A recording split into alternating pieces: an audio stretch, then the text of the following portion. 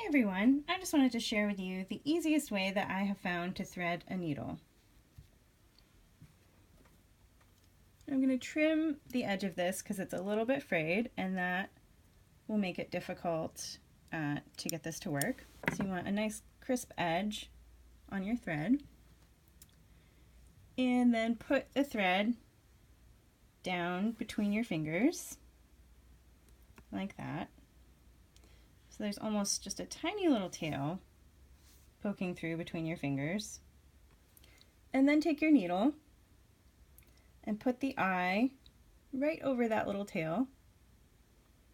Trying to get it focused, and then just kind of push it through like that. So I'll show you again. So basically you just need to make like a little pushing motion with your fingers, and you don't want your thread to be frayed.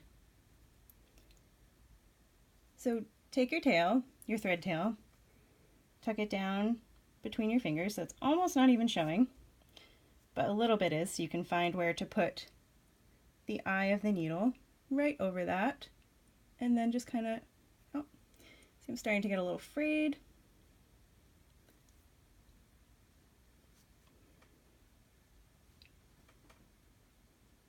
But there, just kind of push it, just make that little pushing motion, and the thread just kind of has to go through the needle because there's nowhere else for it to go.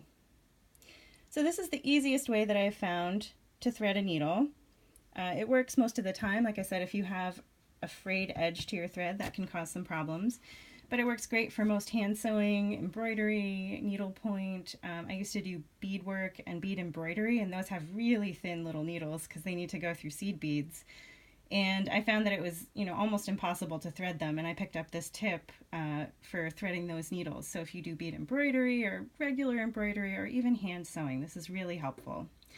All right, I hope that this tutorial was helpful to you, and let me know if there's anything else you'd like to see me do. All right, thanks.